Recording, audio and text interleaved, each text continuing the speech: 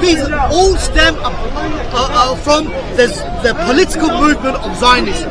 Now, Zionism in the past, there was some ethical, moral points for Zionism in the beginning, because many Jewry in Europe were being persecuted, they were being subjugated, they were treated as second-class citizens.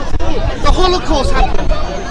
6 million Jews were killed, not by Arabs, but white Europeans, and that's a fact of reality. But the crimes of Europeans should be put on the shoulders of the Palestinians.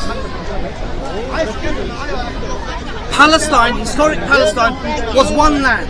Yes, it had many rulers in the past. We've spoken about that. Many empires come and gone. But when the British controlled Palestine after World War I, when they promised Arabs their independence from their Ottoman rulers, Lawrence of Arabia, very romantic, Lawrence of Arabia supported the Arab revolt against Ottoman rule.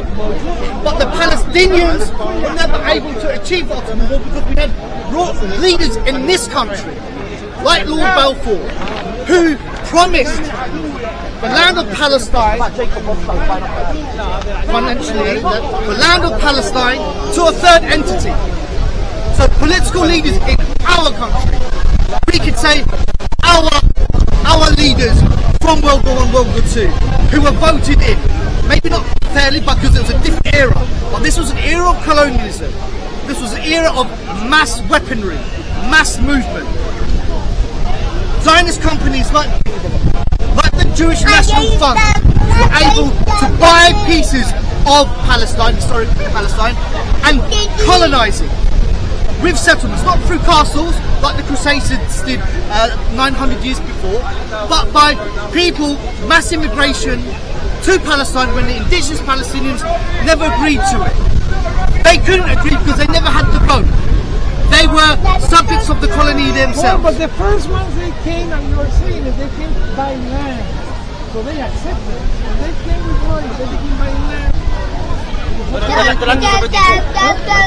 Land was purchased because those companies like Rothschild, the financial powers were able.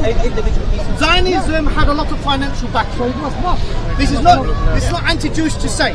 The Jewry in Europe had to invest their time and their professions in a lot of finances in Europe because they weren't allowed to do any other business majority of the time, and usury, a thing that's forbidden in Judaism, Christianity and in Islam.